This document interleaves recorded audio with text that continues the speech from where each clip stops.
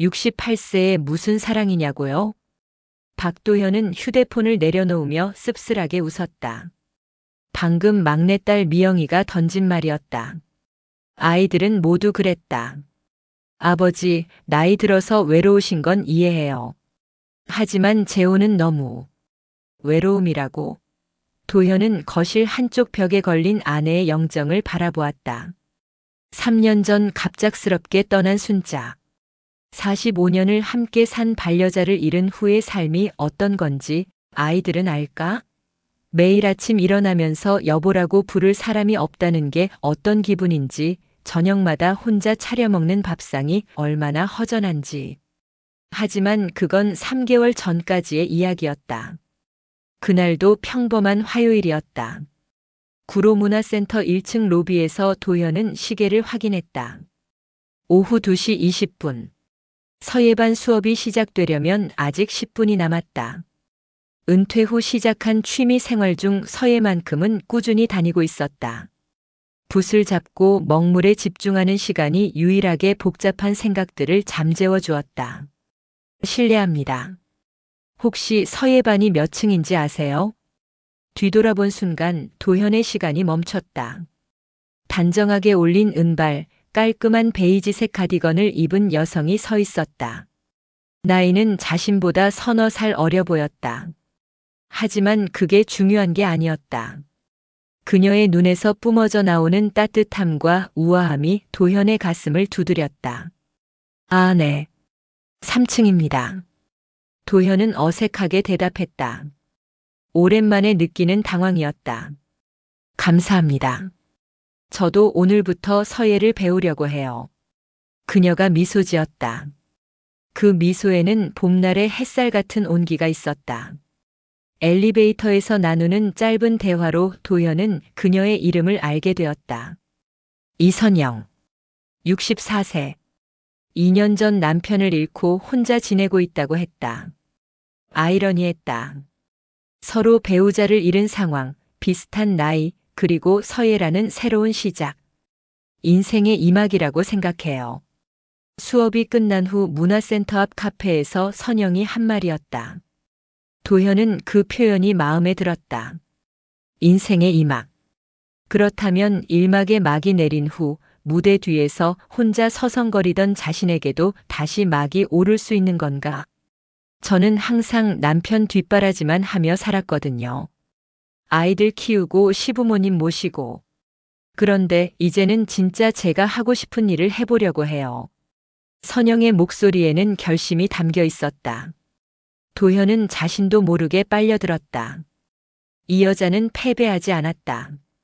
슬픔에 잠식되지도 않았다. 오히려 새로운 가능성을 찾고 있었다. 은행에 37년 다녔습니다. 도현이 말했다. 매일 똑같은 업무, 똑같은 루틴. 정년 퇴직하고 나서 처음엔 해방감이 들었는데 시간이 지나니까 뭘 해야 할지 모르겠더라고요. 그래서 서예를 시작하신 거예요? 아내가 좋아했던 취미였어요. 살아생전에 같이 배우자고 했는데 바쁘다는 핑계로. 이제라도 늦지 않았다고 생각해서요. 선영이 고개를 끄덕였다. 저도 비슷해요. 남편이 여행을 좋아했는데 아이들 걱정에 멀리 가본 적이 없어요. 이제는 혼자라도 가보려고요. 그날 오후 3시간이 3분처럼 짧게 느껴졌다. 그 후 일주일이 지났다. 서예반에서 선영과 도현은 자연스럽게 옆자리에 앉게 되었다. 수업 후에는 어김없이 카페에서 차를 마셨다. 처음엔 서먹했던 대화가 점점 자연스러워졌다. 도현 씨는 글씨체가 남성다우면서도 섬세해요. 선영이 도현의 작품을 보며 말했다. 은행에서 숫자만 다뤘는데 이런 칭찬을 들으니까 새삼스럽네요. 숫자도 예술이 될 수 있어요. 정확하고 균형 잡힌 것들의 아름다움이 있잖아요. 도현은 선영의 말에서 깊이를 느꼈다. 이 여자는 단순하지 않았다. 사물을 보는 시각이 특별했다. 선영 씨는 어떤 일을 하셨어요? 남편이 작은 제조업체를 운영했어요. 저는 뒤에서 격리 일을 도왔죠. 사무적인 일이었지만 회사가 성장하는 걸 지켜보는 재미가 있었어요. 지금은 뭘 하세요? 남편이 돌아가신 후에 사업은 정리했어요. 다행히 빚은 없었고 집도 있으니까. 여유롭지는 않지만 혼자 살 정도는 돼요. 솔직한 대화였다. 서로의 경제적 상황까지 자연스럽게 공유하는 사이가 되었다. 3주째 되던 어느 목요일. 도현 씨, 이번 주말에 시간 있으세요? 선영이 조심스럽게 물었다. 도현의 심장이 조금 빨라졌다. 왜요? 용산에 서예 전시회가 있더라고요. 함께 가보면 어떨까 해서요. 물론 부담스러우시면. 좋습니다. 도현이 즉시 대답했다. 언제 어디서 만날까요? 그 순간 선영의 얼굴에 환한 미소가 피어났다. 마치 10대 소녀처럼 순수한 기쁨이었다. 첫 번째 데이트. 토요일 오후 용산 전시관에서 만난 두 사람은 마치 오래된 부부처럼 자연스러웠다. 전시작품을 보며 이런저런 이야기를 나누고 전시관 근처 한정식집에서 저녁을 함께 했다. 나이 들어서 이런 기분을 느낄 줄 몰랐어요. 선영이 조용히 말했다. 어떤 기분이요? 설레는 기분요. 새로운 사람과 대화하고 함께 무언가를 보고 마치 새로운 세상을 발견한 것 같아요. 도현도 같은 마음이었다. 아내를 잃은 후 느꼈던 공허함이 채워지는 기분이었다.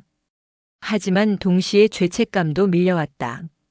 아직도 거실에는 순자의 영정이 있는데 이렇게 다른 여자와 즐거운 시간을 보내도 되는 걸까? 복잡하시죠? 선영이 도현의 표정을 읽었다. 어떻게 아세요? 저도 그래요. 남편에 대한 미안함과 새로운 감정 사이에서 혼란스러워요. 하지만 생각해 봤어요. 죽은 사람은 산 사람이 행복하길 바라지 않을까요? 그 말에 도현의 마음이 조금 가벼워졌다. 한 달이 흘렀다. 주 2회 서예반, 주말의 데이트가 루틴이 되었다. 두 사람은 영화도 보고 공원도 산책했다. 선영은 도현에게 활력을 주었다. 아침에 일어나는 것이 기대되었고 거울 앞에서 옷차림에 신경 쓰는 자신을 발견했다. 아버지가 요즘 많이 달라지셨어요. 큰아들 준호가 어느 날 찾아와서 한 말이었다. 뭐가 달라졌다고? 표정이 밝아지셨어요. 그리고 옷도 예전보다 신경 쓰시고. 도현은 어색하게 웃었다. 아직 아이들에게 선영 이야기를 하지 않았다. 나이 들어서도 멋져야지. 혹시 만나시는 분이 계세요? 준호의 직구였다. 도현은 잠시 말문이 막혔다. 그게 아버지 반대하는 건 아니에요. 다만 조심스럽긴 하죠. 어머니 돌아가신 지 얼마 안 됐고 3년이 지났다. 그렇지만 준호야 아빠도 사람이다. 혼자 사는 게 얼마나 외로운지 너는 모를 거야. 아들은 더 이상 말하지 않았다. 하지만 표정에서 복잡한 심경을 읽을 수 있었다. 그리고 어느 일요일 오후 도현 씨. 한강공원 벤치에 앉아있던 선영이 진지하게 말했다. 네. 저희 어떻게 생각하세요? 무엇을요? 이 관계 말이에요. 우리가 지금 어떤 사이인지 앞으로 어떻게 될지. 도현은 한동안 말이 없었다. 사실 그도 같은 생각을 하고 있었다. 이 애매한 관계를 언제까지 지속할 수는 없었다. 선영 씨 생각은 어떠세요? 솔직히 말하면 도현 씨와 함께 있으면 행복해요. 오랜만에 웃게 되고 내일이 기대돼요. 하지만 우리 나이에 이런 감정이 사치인 건 아닌지. 사치가 아니에요. 도현이 단호하게 말했다. 오히려 이 나이라서 더 소중한 거 아닐까요? 남은 시간이 많지 않다는 걸 아니까 더 간절한 거죠. 선영이 도현을 바라봤다. 그의 눈에서 진심을 읽을 수 있었다.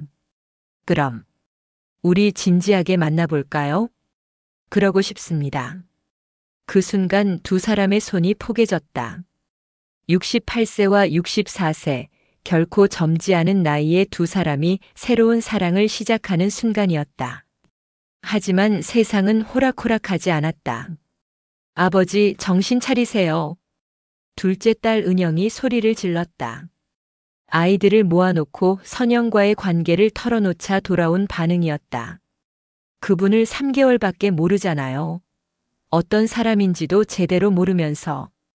은영아, 말 조심해라. 무슨 말을 조심해요? 어머니 돌아가신 지 3년밖에 안 됐는데. 막내딸 미영이도 거들었다. 요즘 노인 대상 사기가 얼마나 많은데요. 특히 재혼을 미끼로. 그만해. 도현이 소리를 질렀다. 아이들이 움찔했다. 너희들이 아빠를 뭘로 보는 거냐? 그렇게 바보로 보이냐? 그런 게 아니라. 그럼 뭐냐? 아빠가 혼자 살면서 얼마나 외로웠는지, 얼마나 무의미한 하루하루를 보냈는지 생각해 본 적 있냐? 침묵이 흘렀다. 아빠도 행복할 권리가 있다. 그리고 선영 씨는 좋은 사람이야. 큰아들 준호가 조심스럽게 입을 열었다. 아버지 마음은 이해해요. 하지만 너무 성급하신 거 아닐까요? 조금 더 시간을 두고. 시간? 우리에게 시간이 얼마나 남았다고 생각하냐? 70이 넘으면 언제 어떻게 될지 모르는 나이야. 도현의 목소리에 절박함이 배어 있었다. 그럼에도 불구하고, 아이들의 반대와 주변의 시선에도 불구하고 도현과 선영의 관계는 더욱 깊어져 갔다. 오히려 역경이 두 사람을 더욱 가깝게 만들었다. 우리 정말 재혼할까요? 선영이 어느 날 조심스럽게 물었다. 당신 마음이라면 저는 언제든지. 하지만 자녀분들이. 아이들은 제가 설득할게요. 시간이 걸리더라도. 그렇게 두 사람은 황혼의 나이에 새로운 사랑을 선택했다. 세상이 뭐라고 하든 아이들이 반대하든 그들에게는 함께할 시간이 소중했다. 인생의 마지막 장에서 만난 운명 같은 사랑이었다. 하지만 그들은 아직 몰랐다. 이 아름다운 시작 뒤에 어떤 시련이 기다리고 있는지를. 결혼 3개월 후. 여보, 아침 드세요. 선영이 정성스럽게 차린 아침상을 보며 도현은 행복했다. 된장찌개에서 나는 구수한 냄새, 노릇하게 구운 계란말이, 아삭아삭한 나물 반찬들. 45년간 순자가 차려주던 그 익숙한 맛이었다. 하지만 이상하게도 배신감은 들지 않았다. 오히려 고마웠다. 선영이 자신을 위해 얼마나 많은 신경을 쓰는지 알 수 있었다. 맛있어요. 역시 손맛이 다르네요. 과찬이에요. 워낙 오랫동안 해왔으니까. 선영이 웃으며 대답했지만 그 미소가 예전만큼 환하지 않다는 것을 도현은 느꼈다. 요즘 선영에게서 종종 보이는 그늘진 표정이었다. 요즘 왜 그래요? 무슨 걱정이라도 있어요? 아니에요, 괜찮아요. 선영 씨, 우리 이제 부부잖아요. 뭔가 숨기지 말아요. 선영이 잠시 머뭇거렸다. 그리고는 고개를 저었다. 정말 괜찮아요. 새로운 환경에 적응하느라 조금 피곤한 것뿐이에요. 하지만 도현의 직감은 달랐다.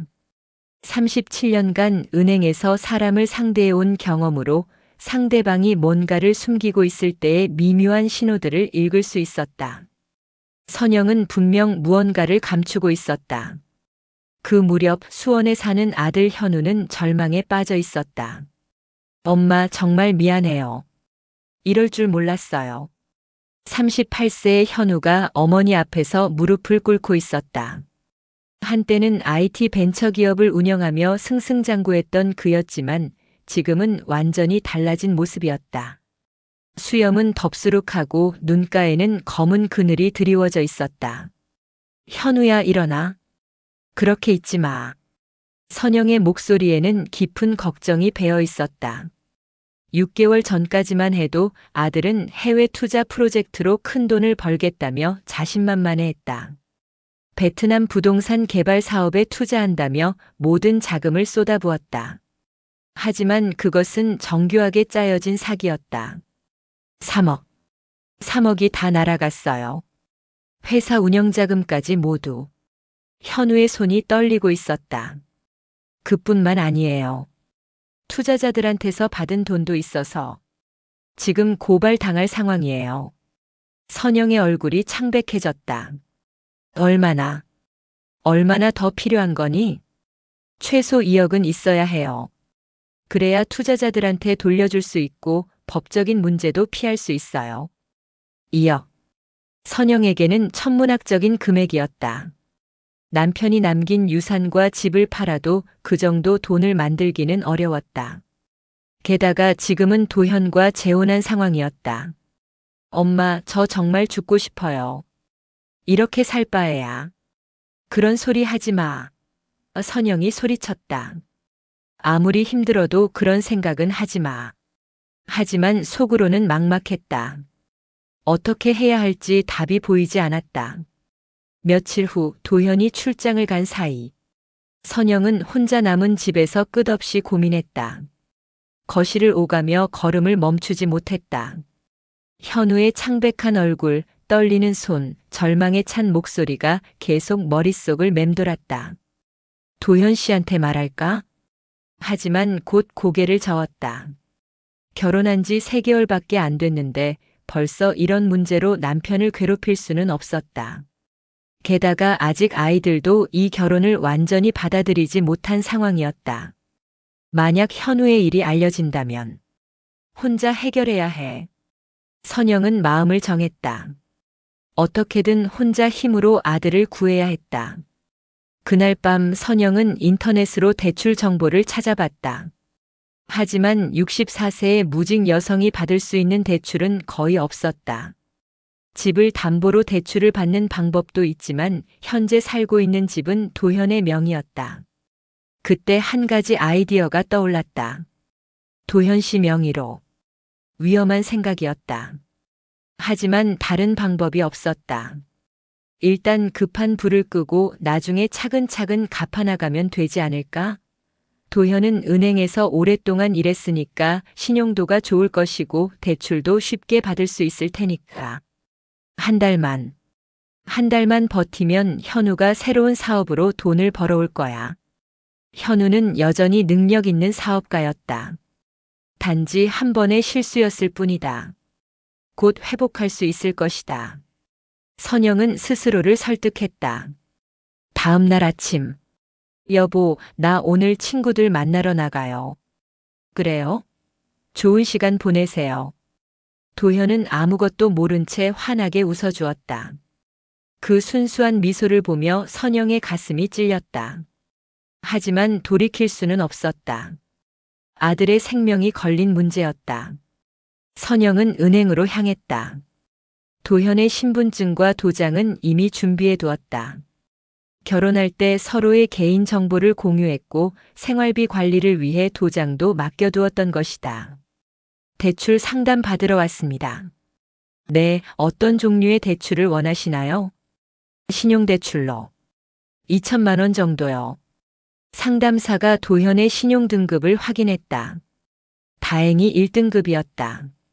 37년간 성실하게 은행에 다니며 쌓은 신용이었다. 담보 없이도 3천만 원까지 가능하시네요. 금리는 연 4.5%이고 선영은 가슴이 뛰는 것을 느꼈다.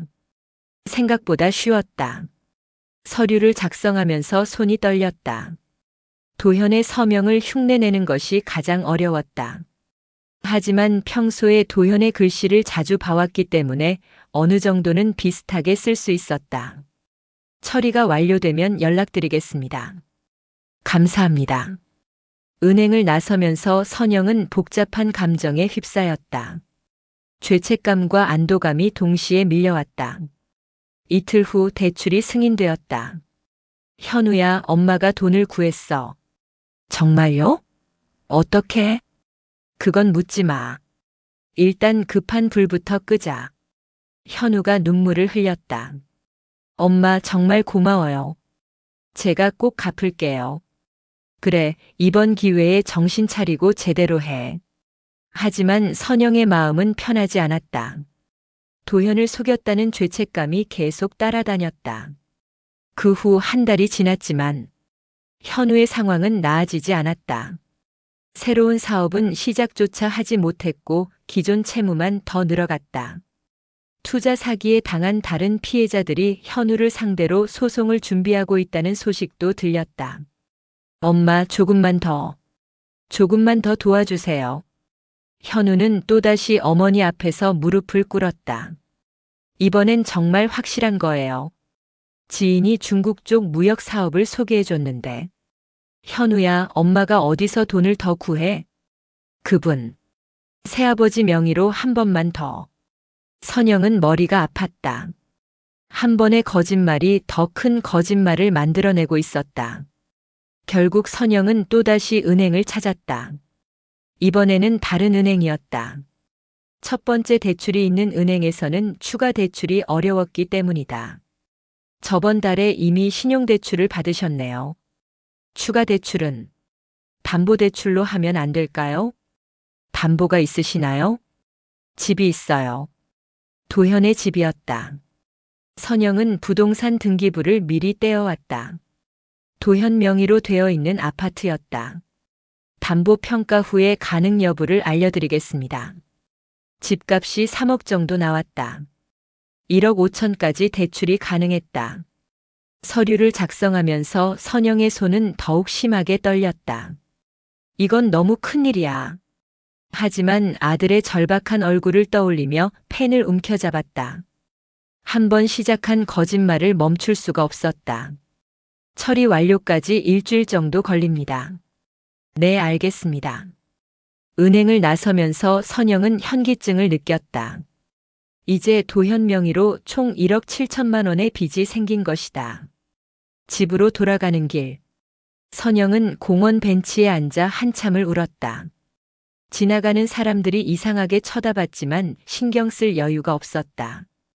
이럴 줄 알았으면 재혼을 하지 말았어야 했나? 하지만 후회해도 소용없었다. 이미 벌어진 일이었다. 그날 저녁 도현이 퇴근했다. 여보, 왜 이렇게 안색이 안 좋아요?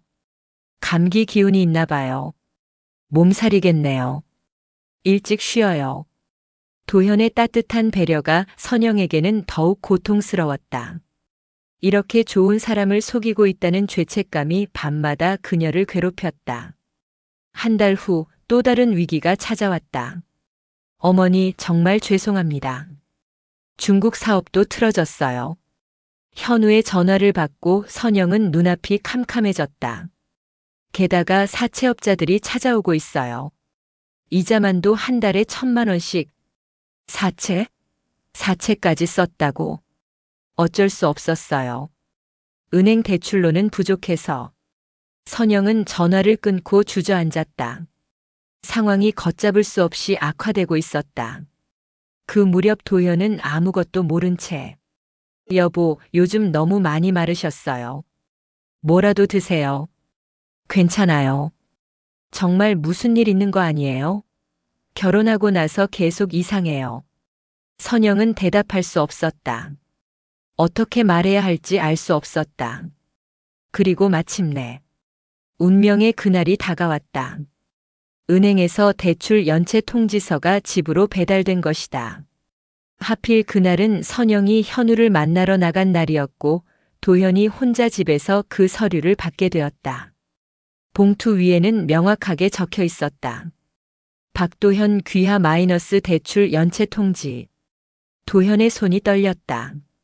자신이 언제 대출을 받았다는 말인가? 서류를 뜯어보는 순간 도현의 세상이 무너져 내렸다. 신용대출 3천만 원, 담보대출 1억 5천만 원. 총 1억 8천만 원의 빚이 자신의 명의로 되어 있었다. 그리고 서명란에는 분명히 자신의 서명이 있었다. 이게 뭐지? 도현은 서류를 여러 번 다시 읽어봤다. 하지만 현실이었다. 자신의 이름으로 자신의 집을 담보로 거액의 대출이 실행되어 있었다. 그 순간 선영이 집으로 돌아왔다. 여보, 왔어요? 하지만 도현의 표정을 본 순간 선영은 모든 것을 깨달았다. 도현의 손에 들린 은행 서류, 그의 창백한 얼굴. 이게 뭐예요? 도현의 목소리가 떨렸다. 선영은 아무 말도 할 수 없었다. 이 순간이 언젠가는 올 것이라는 걸 알고 있었지만 막상 닥치니 아무것도 할 수 없었다. 선영 씨, 이게 뭐냐고요? 도현의 목소리에 절망과 분노가 섞여 있었다. 드디어 숨겨온 모든 것이 드러나는 순간이었다. 그 순간의 정적은 영원처럼 느껴졌다. 도현의 손에 든 은행 서류가 바스락거렸다. 선영은 현관에서 한 발짝도 움직일 수 없었다. 37년간 은행에서 일하며 수많은 서류를 다뤄온 도현이었다. 그가 들고 있는 종이가 무엇을 의미하는지 너무나 잘 알고 있었다. 1억 8천만 원. 도현이 중얼거렸다. 그의 목소리는 떨리고 있었다. 언제 내가 이 돈을 빌렸다는 거요? 선영의 입술이 바들바들 떨렸다. 준비해둔 변명도 핑계도 모두 머릿속에서 사라져버렸다. 그저 서 있을 뿐이었다. 선영 씨. 도현의 목소리가 조금 높아졌다. 하지만 여전히 믿을 수 없다는 표정이었다. 분노보다는 당황, 배신감보다는 혼란이 앞서고 있었다. 내가 언제 이런 대출을 받았어요? 도현 씨. 선영이 간신히 입을 열었다. 목소리가 나오지 않을 것 같았지만 어떻게든 말해야 했다. 미안해요. 그 한마디에 도현의 얼굴이 굳어졌다. 이제야 현실을 받아들이기 시작한 것이다. 설마 당신이? 선영이 고개를 숙였다. 그것만으로도 충분한 대답이었다. 어떻게 이런 일이? 도현이 소파에 주저앉았다. 서류가 바닥에 떨어졌다. 1억 8천만 원이라는 숫자가 흰 종이 위에서 그를 조롱하는 것 같았다. 선영이 천천히 다가갔다. 도현 씨 들어줘요. 설명할게요. 설명? 도현이 고개를 들었다. 그의 눈에는 실망이 가득했다. 뭘 설명한다는 거예요? 내 이름으로 내 집을 담보로 돈을 빌렸다는 걸 어떻게 설명해요? 아들이, 현우가 죽을 수도 있었어요. 선영의 목소리가 절망에 젖어 있었다. 죽는다고? 사기를 당했어요. 투자금 3억이 모두 날아가고 투자자들한테서 받은 돈까지 고발당할 상황이었어요. 도현은 말없이 들었다. 사채업자들이 찾아와서 협박하고 현우가 자살하려고까지 했어요. 그래서 내 명의로 돈을 빌렸다는 거요? 다른 방법이 없었어요. 제 명의로는 대출이 안 되고. 그럼 나한테 말했어야죠. 도현이 소리쳤다. 결혼 이후 처음으로 목소리를 높인 것이었다. 우리가 부부 아니에요? 뭔가 문제가 있으면 함께 의논하고 해결하는 게 부부 아니에요? 선영이 눈물을 흘리기 시작했다. 말할 수 없었어요. 결혼한 지 얼마 안 됐는데 벌써 이런 짐을 지워드릴 수가 없었어요. 짐이라고요? 도현의 목소리에 상처가 묻어났다. 내가 당신한테 그렇게 믿을 수 없는 사람이었어요? 3개월 동안 함께 살면서도. 그때 현관문이 열렸다. 저 왔어요. 현우였다. 선영에게 연락도 없이 갑자기 찾아온 것이었다. 그는 거실에 들어서자마자 분위기가 심상치 않다는 것을 느꼈다. 안녕하세요. 현우가 도현에게 어색하게 인사했다. 그제야 바닥에 떨어진 은행 서류를 보았다. 엄마 혹시. 현우야, 너 지금 가. 아닙니다. 도현이 일어섰다. 현우 씨죠? 잘 됐네요. 직접 만나서 이야기하고 싶었어요. 현우의 얼굴이 창백해졌다. 어머니의 표정을 보니 일이 틀어진 것 같았다. 어떻게 된 일인지 들려주세요. 제 이름으로 1억 8천만 원을 빌린 이유를요. 현우가 무릎을 꿇었다.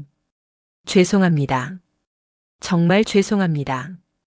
갑작스러운 행동에 도현도 당황했다. 저 때문에 어머니가 이런 일을. 현우가 울먹였다. 일어나세요. 일어나서 제대로 이야기해요. 도현의 목소리에는 여전히 분노가 있었지만 38세 성인 남자가 무릎 꿇고 우는 모습에 마음이 조금 누그러졌다. 투자 사기를 당했어요. 베트남 부동산 개발 프로젝트라고 해서 3억을 투자했는데 모두 사기였어요. 현우가 떨리는 목소리로 말했다.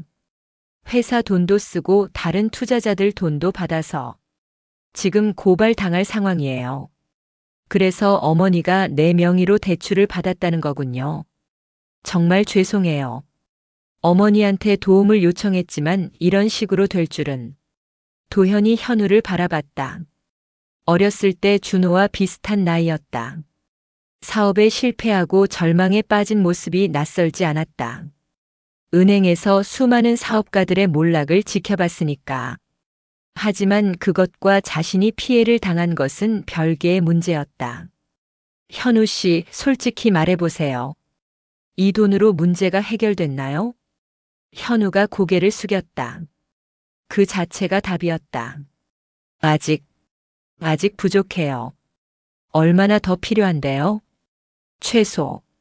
최소 5천만 원은 더. 도현이 한숨을 내쉬었다. 끝이 보이지 않았다. 선영이 두 사람 사이에 끼어들었다. 도현 씨, 제발 용서해줘요. 제가 잘못했어요. 혼자 감당할게요. 혼자 감당한다고요? 이미 내 집이 담보로 잡혀 있는데 어떻게 혼자 감당해요? 도현의 목소리에 절망이 묻어났다. 이 집이 내가 37년 동안 벌어서 마련한 집이에요. 순자와 함께 살았던 집이고 아이들과 추억이 쌓인 집이에요. 선영이 더욱 세게 울었다. 그리고 내 노후 자금이 모두 들어간 집이에요. 이걸 잃으면 나는 어떻게 살아요? 그 순간 현우가 일어섰다. 제가 해결할게요. 어떻게요? 집을 팔겠어요. 제 집을 팔아서 돈을 만들겠어요. 현우야. 선영이 놀랐다. 집을 팔면 와이프와 아이들은 어떻게 해요? 전세로 구하든지. 어떻게든 할게요. 이건 제가 저지른 일이니까. 도현이 현우를 바라봤다. 적어도 책임감은 있는 사람인 것 같았다. 현우 씨 집이 얼마나 돼요? 시세로는 4억 정도. 대출이 2억 있으니까 2억 정도 남을 것 같아요. 도현이 계산했다. 2억이면 자신의 빚을 갚고도 조금 남을 것이었다. 하지만 선영이 반대했다. 안 돼요. 현우 집은 안 돼요.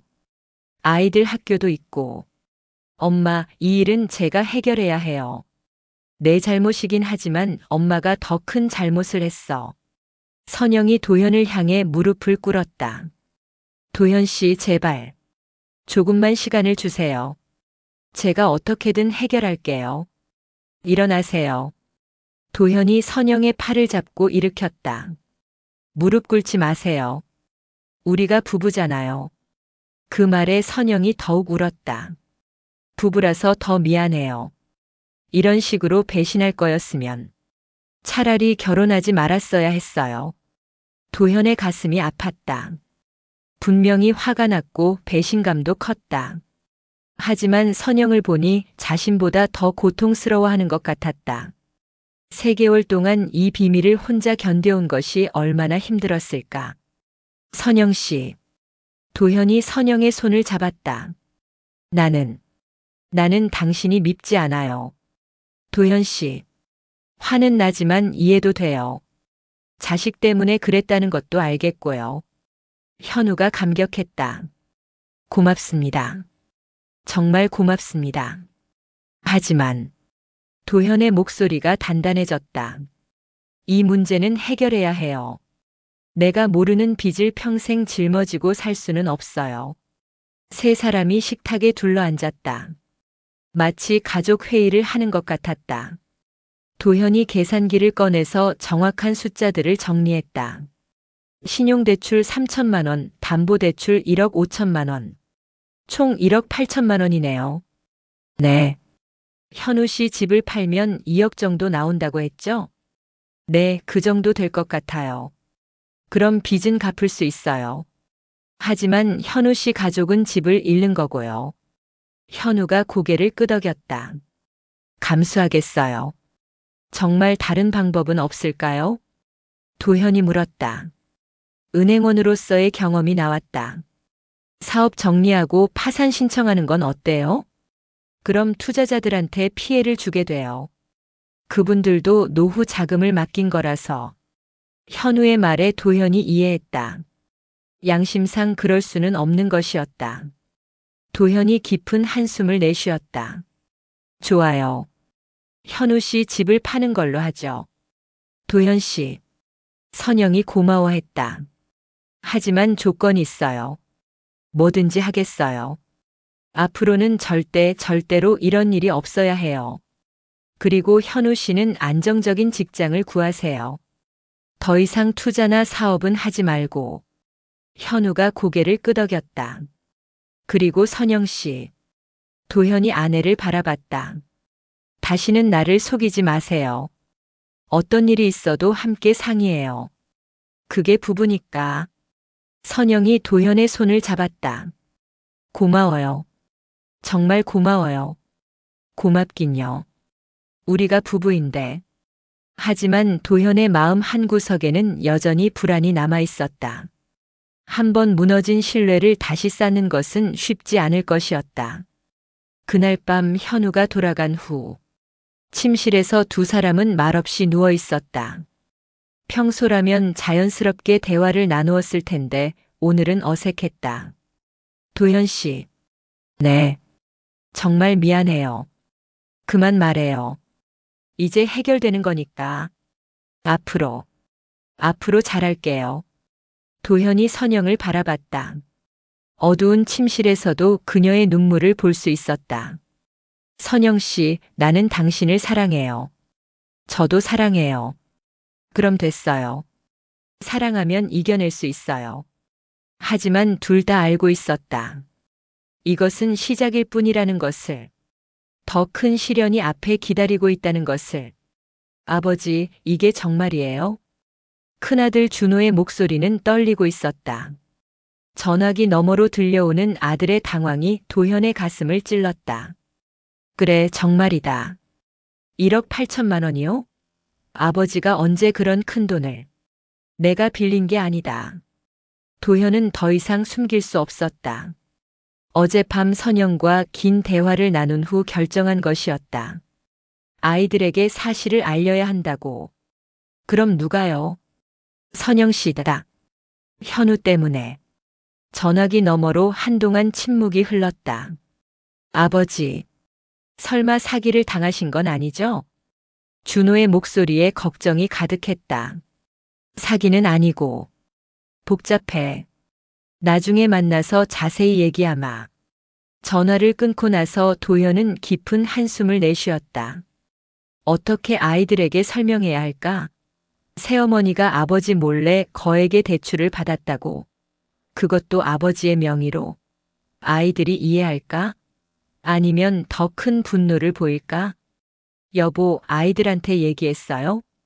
선영이 조심스럽게 물었다. 어젯밤 이후로 그녀는 계속 미안해하고 있었다. 응, 준호한테만 먼저. 어떻게 반응하던가요? 당황하더구나. 당연하지. 선영의 얼굴이 더욱 어두워졌다. 다른 아이들은 언제 만날 거예요? 이번 주말에 다 불러서 가족회의 하기로 했어. 그 주말 도현의 집은 전쟁터가 되었다. 큰아들 준호, 둘째 딸 은영, 막내딸 미영이 모두 모였다. 선영은 객실에서 나오지 않았다. 너무 죄송해서 얼굴을 들 수 없다며 숨어 있었다. 아버지, 도대체 어떻게 된 일이에요? 은영이 소리부터 질렀다. 우리가 재혼 반대한다고 했을 때 뭐라고 하셨어요? 좋은 사람이라고 믿을 만한 사람이라고 하셨잖아요. 은영아, 목소리 좀 낮춰라. 목소리를 어떻게 낮춰요? 아버지 집이 담보로 잡혔다는데. 막내딸 미영도 울먹였다. 아버지, 이제 어떻게 하실 거예요? 이 집 잃으면 어디서 사세요? 현우가 자기 집을 팔겠다고 했다. 믿어요? 은영이 냉소적으로 웃었다. 한번 사기친 사람들을 어떻게 믿어요? 집 판다고 했다가 또 무슨 핑계 대면서 안 팔걸요. 준호가 차분하게 말했다. 아버지, 일단 정확한 상황부터 파악해봐요. 현재 빚이 얼마이고 현우 씨 집 시세가 정말 얼마인지 계산해봤어. 현우 집을 팔면 빚을 갚을 수는 있어. 그런데 왜 아직 안 팔았어요? 미영이 물었다. 현우 와이프가 반대하고 있다더라. 아이들 학교 때문에. 뭐요? 은영이 다시 소리쳤다. 자기들 편의만 생각하고 있네요. 아버지 집은 담보로 잡혀 있으면서. 그때 선영이 거실로 나왔다. 세 남매가 일제히 선영을 바라봤다. 그들의 눈빛은 차갑기 그지없었다. 안녕하세요. 선영이 작은 목소리로 인사했지만 아무도 대답하지 않았다. 어머니. 은영이 비꼬듯 말했다. 어머니라고 불러드려야 할지 모르겠네요. 어머니가 자식한테 이런 짓을 해요? 은영아. 도현이 소리쳤지만 은영은 멈추지 않았다. 3개월 만에 아버지 재산을 날려버리시다니. 정말 대단하세요. 선영이 무릎을 꿇었다. 죄송합니다. 정말 죄송합니다. 하지만 아이들은 더욱 차가웠다. 죄송하다고 해서 해결되는 일이에요? 미영이 울면서 말했다. 아버지가 평생 모은 돈인데. 일어나세요. 준호가 선영을 일으켰다. 무릎 꿇는다고 달라지는 건 없어요. 이제 어떻게 할 건지나 말씀하세요. 현우가 집을 팔겠다고 했어요. 언제요? 최대한 빨리. 구체적으로 언제냐고요? 은영이 다그쳤다. 선영이 전화를 걸었다. 현우야, 지금 어디야?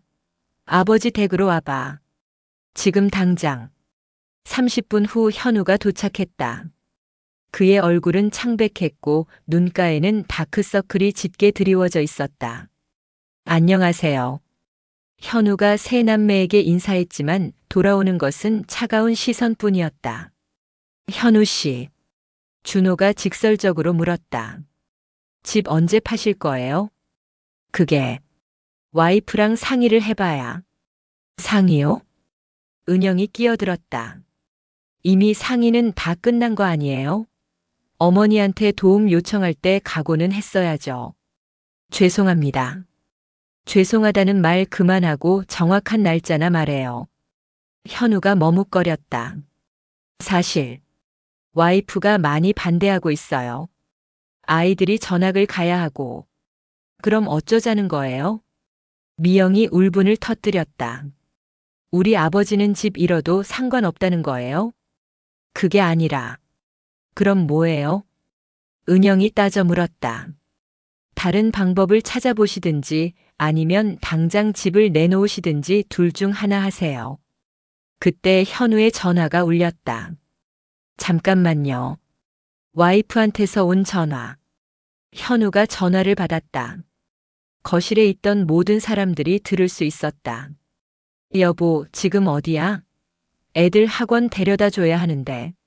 뭐? 또 그 얘기야? 집은 절대 안 팔아. 내가 몇 번을 말해야 해? 현우가 당황해서 전화를 끊으려 했지만 이미 늦었다. 현우 씨. 도현이 조용히 말했다. 집을 안 판다는 거군요. 아니에요. 제가 설득할게요. 6개월째 설득하고 있다며? 은영이 냉소했다. 이제 그만 속이지 마세요. 순간 거실의 분위기가 살벌해졌다. 그럼 어떻게 하자는 거예요? 미영이 울먹이며 물었다. 아버지 집만 날리고 끝낼 거예요? 현우가 아무 말도 할 수 없었다. 현우야. 선영이 아들을 바라봤다. 엄마가 잘못한 거니까 엄마가 책임질게.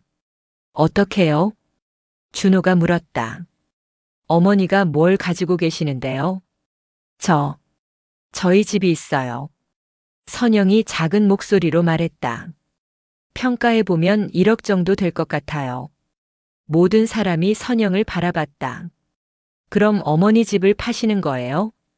준호가 확인했다. 네, 그럴게요. 그럼 어머니는 어디서 사시는데요? 현우 집에서.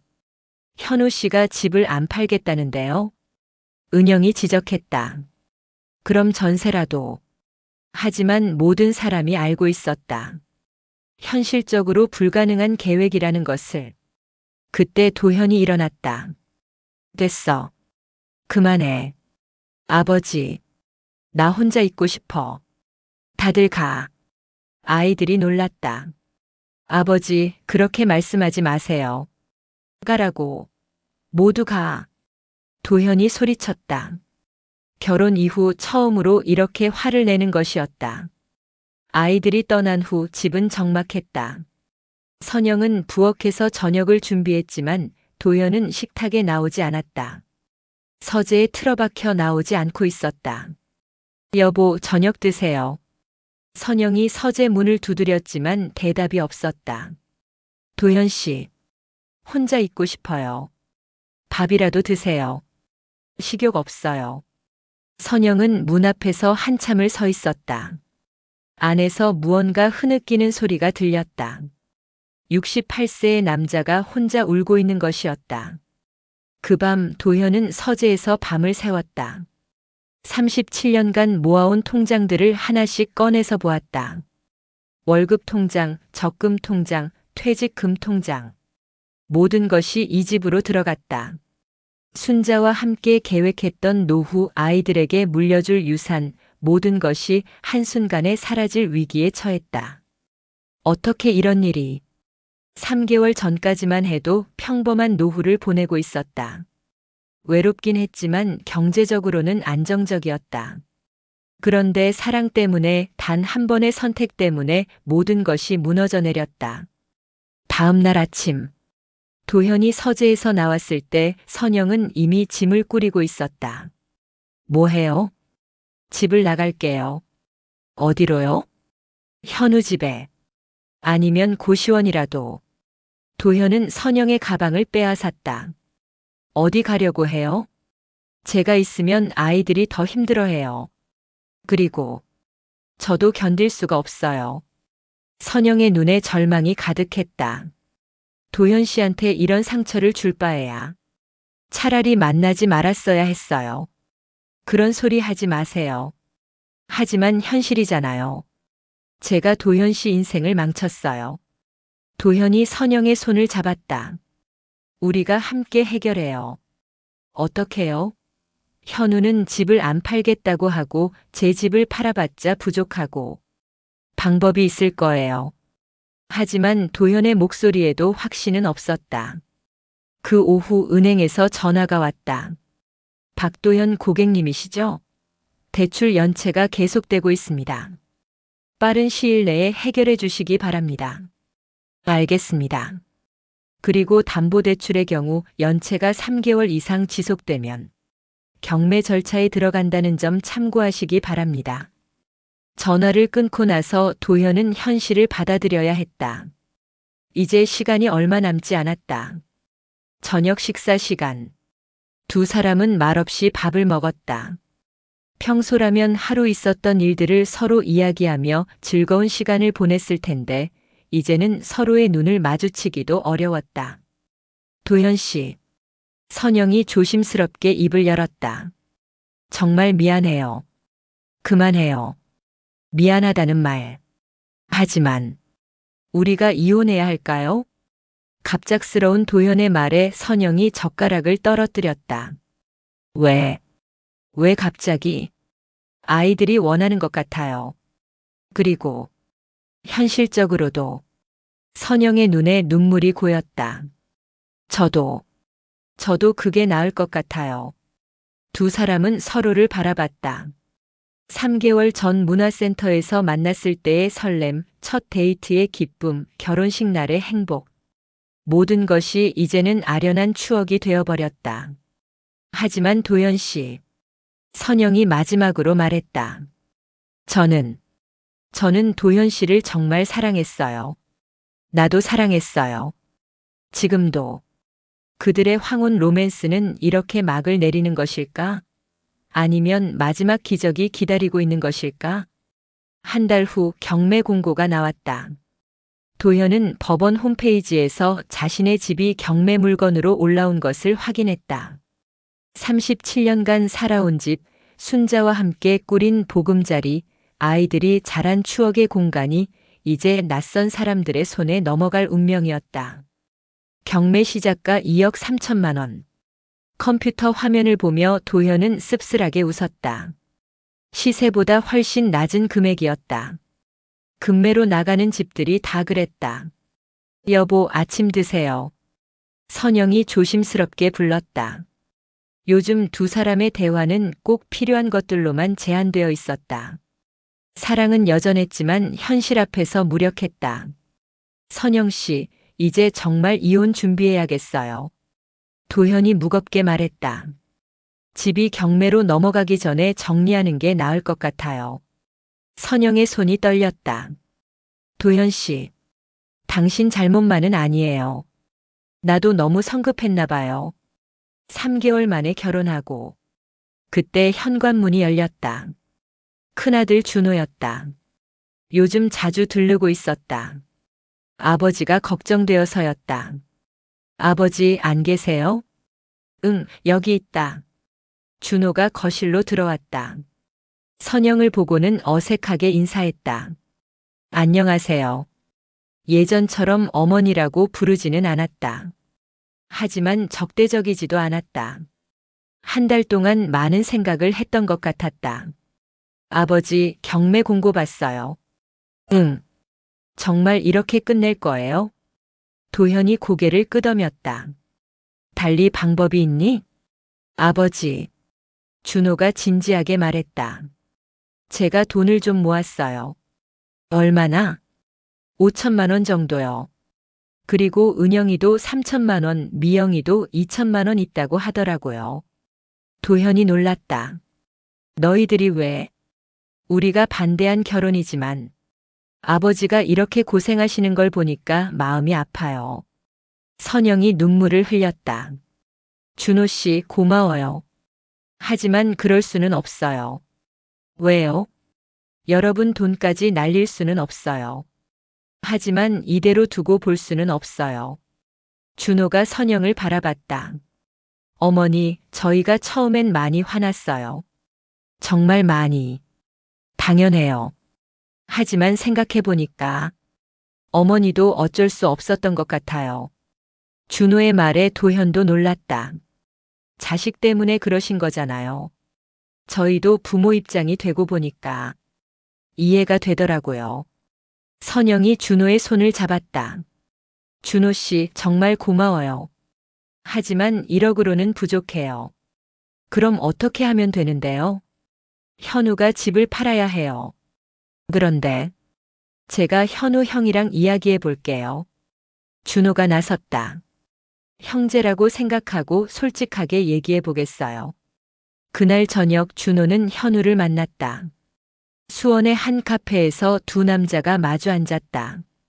나이는 비슷했지만 처지는 완전히 달랐다. 형. 준호가 먼저 입을 열었다. 지금 상황 알고 계시죠? 죄송해요. 죄송하다는 말 말고 솔직하게 이야기해요. 현우가 고개를 들었다. 정말로 집을 못 파는 거예요? 와이프가. 와이프 핑계 말고요. 형 본인은 어떻게 생각해요? 현우가 한동안 말이 없었다.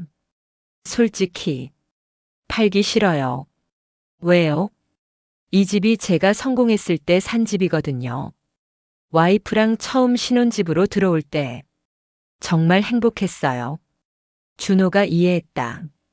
하지만 지금은 다른 상황이잖아요. 알아요. 머리로는 알아요. 하지만 형, 아버지가 얼마나 힘들어 하시는지 봤어요? 현우가 고개를 숙였다. 68세에 집을 잃고 길거리에 나앉으실 수도 있어요. 준호의 말에 현우의 마음이 흔들렸다. 준호 씨가 형제 자매들과 돈을 모았다고 들었어요. 네, 1억 정도 됐어요. 그럼 제가 8천만 원만 더 보태면 되는 거네요. 형 집을 다 팔 필요는 없어요. 일부만 대출 받아서. 아니에요. 현우가 고개를 저었다. 어차피 팔 거면 깔끔하게 팔겠어요. 그리고 전세로 들어가겠어요. 다음 날 현우는 부동산에 집을 내놓았다. 급매였지만 4억의 매수자를 찾았다. 대출 2억을 갚고 나니 2억이 남았다. 여기에 준호 남매들이 모은 1억을 합치면 3억이었다. 도현의 빚 1억 8천만 원을 갚고도 1억 2천만 원이 남는 계산이었다. 정말 괜찮아? 현우의 아내가 울면서 물었다. 미안해. 내가 좋아하던 집인데. 괜찮아요. 집은 다시 구할 수 있지만 가족은 다시 구할 수 없잖아요. 아내의 말에 현우가 고마워했다. 그 소식을 들은 도현은 믿을 수 없었다. 정말이야? 네, 이번 주 금요일에 잔금 받기로 했어요. 현우가 환하게 웃었다. 몇 달 만에 보는 밝은 표정이었다. 아버님 정말 죄송했어요. 그리고 감사해요. 고마워해야 할 사람은 나야. 도현이 현우의 어깨를 두드렸다. 이제 새로 시작하자. 우리 모두. 금요일 현우 집의 잔금날. 모든 가족이 모였다. 도현의 세 자녀 선영, 현우 그리고 현우의 가족까지. 마치 진짜 가족 모임 같았다. 자, 이제 빚부터 갚자. 준호가 통장을 꺼냈다. 1억 8천만 원 먼저 갚고 남은 돈으로 아버지 새 집을 구해드리자. 아니다. 도현이 손을 저었다. 너희들이 낸 돈은 너희들이 가져가라. 아버지, 그러지 마세요. 아니야. 내가 당한 일이니까 내가 해결할게. 도현이 현우를 바라봤다. 현우야, 내 집 판 돈 2억으로 내 빚을 갚자. 그럼 2천만 원 정도 남을 거야. 네. 그 돈으로 전세 보증금 좀 보태주고. 감사합니다.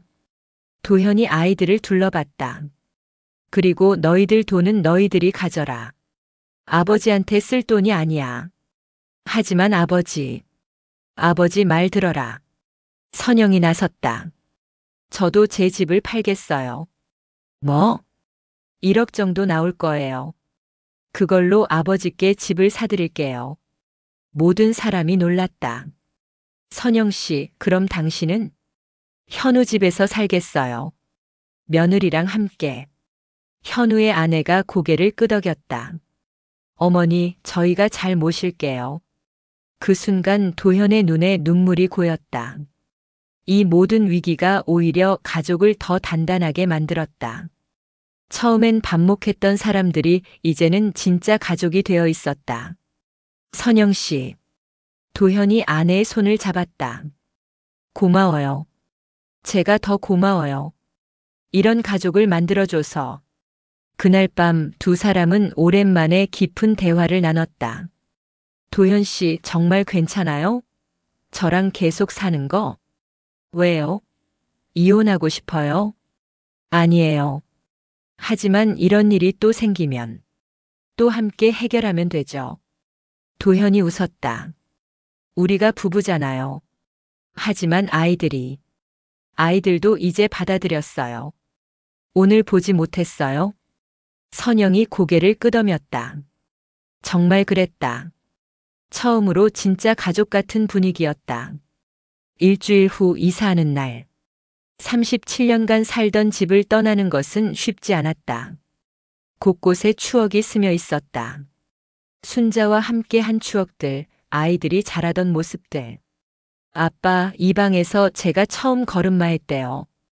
미영이 말했다. 응, 그때 얼마나 기뻤는지. 도현이 벽을 쓰다듬었다. 새 집에서도 좋은 추억 많이 만드세요. 은영이 말했다. 그래, 이제 선영 씨랑 새로운 추억을 쌓아야지. 새 집은 작았지만 따뜻했다. 세룸짜리 아파트였다. 예전 집의 절반 크기였지만 두 사람이 살기에는 충분했다. 여기가 우리만의 공간이네요. 선영이 빈 거실을 보며 말했다.